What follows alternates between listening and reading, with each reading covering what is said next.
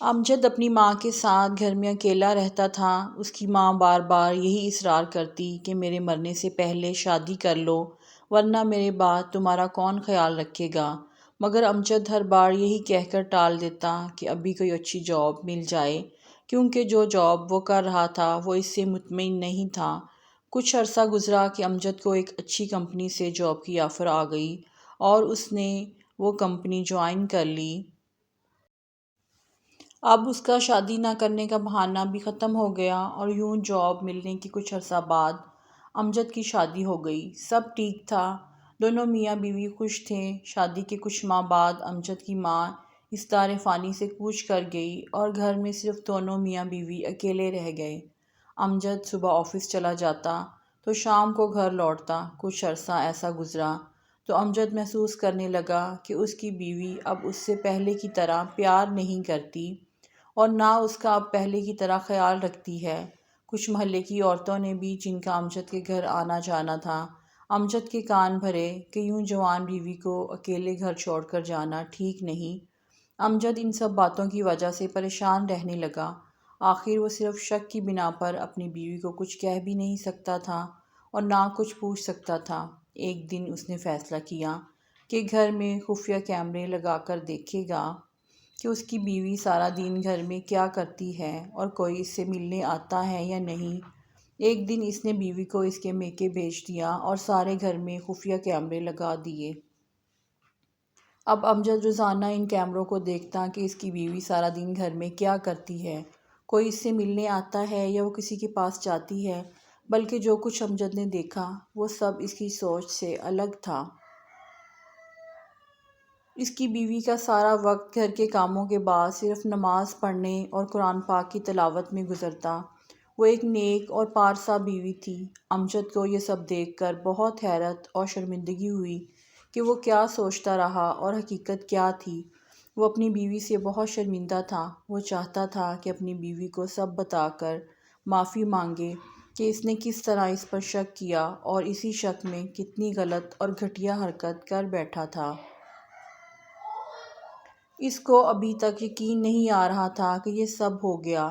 اس شام وہ جب آفس سے گھر آیا تو اپنی بیوی کے لیے کچھ کپڑے اور تحائف وغیرہ ساتھ لے گیا اور بس اپنی غلطی کا ازالہ کرنا چاہتا تھا۔ وہ اپنی نظروں سے گر چکا تھا، اس لیے اپنی بیوی کی نظروں میں اٹھنا چاہتا تھا۔ آج اس کی بیوی نے جب دیکھا کہ اس کا شوہر اس کے لیے کپڑے اور تحائف لے کر آیا ہے تو وہ بہت خوش ہوئی، مگر ساتھ ہی امجد کی آنکھوں میں شرمندگی بھی اسے صاف نظر آ رہی تھی۔ اس نے امجد سے پوچھا کہ آج آپ کچھ الگ نظر آ رہے ہیں، بتائیں کیا بات ہے؟ امجد نے اپنا منہ دوسری طرف کر لیا اور بولا، نہیں کچھ نہیں، بس تھک گیا ہوں آج۔ تم کو کپڑے اور تحائف پسند آئے؟ امجد کی بیوی اس کے سامنے آ گئی اور کہنے لگی، ہاں بہت پسند آئے، مگر آپ کیوں پریشان ہیں؟ کوئی تو بات ضرور ہے۔ امجد اب خاموش ہو گیا۔ وہ سب کچھ بتا دینا چاہتا تھا مگر اس کی زبان اس کا ساتھ نہیں دے رہی تھی۔ وہ کہتا بھی تو کس طرح؟ آخر امجد سے رہا نہ گیا تو بولا، اگر مجھ سے کوئی بہت بڑی غلطی، کوئی بہت بڑا گناہ ہو جائے تو کیا تم مجھ کو معاف کر دو گی؟ امجد کی بیوی نے کہا، غلطی چاہے آپ نے جو بھی کی ہو میں آپ کو معاف کر دوں گی، مگر گناہ کے لیے آپ اللہ سے معافی مانگیں، وہی آپ کے گناہ کو معاف کر سکتے ہیں اور انشاءاللہ کر دیں گے۔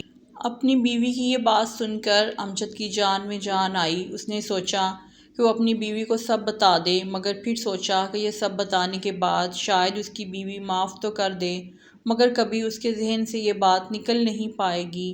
اس سوچ کے دوران امجد کی بیوی بولی، آپ پریشان نہ ہوں، آپ نے جو غلطی کی ہے بتا دیں تاکہ دل کا بوجھ ہلکا ہو جائے، اور اگر بتانے کی ہمت نہیں ہو رہی تو نہ بتائیں، میں نے تو ویسے بھی آپ کو معاف کر دیا تو غلطی جان کر کیا کروں گی، بس آپ پرسکون ہو جائیں اور اللہ سے معافی مانگ کر یقین رکھیں کہ وہ بھی سچے دل سے مانگی ہوئی معافی کو کبھی رد نہیں کرتا۔ امجد کے دل سے سارا بوجھ آہستہ آہستہ اترتا جا رہا تھا۔ وہ سوچ رہا تھا کہ اس نے کیا کیا اور اس کی بیوی کس طرح اس کی دل جوئی کر رہی ہے۔ آخر امجد نے اپنی بیوی سے معافی مانگی اور وضو کر کے اللہ کے حضور گڑ گڑا کر معافی مانگی اور خود سے عہد کیا کہ کبھی کسی شک کی بنا پر وہ ایسی غلطی ایسا گناہ نہیں کرے گا اور اپنی بیوی کو ہمیشہ خوشی اور راحت دے گا جیسے اس نے مجھے راحت اور سکون دیا۔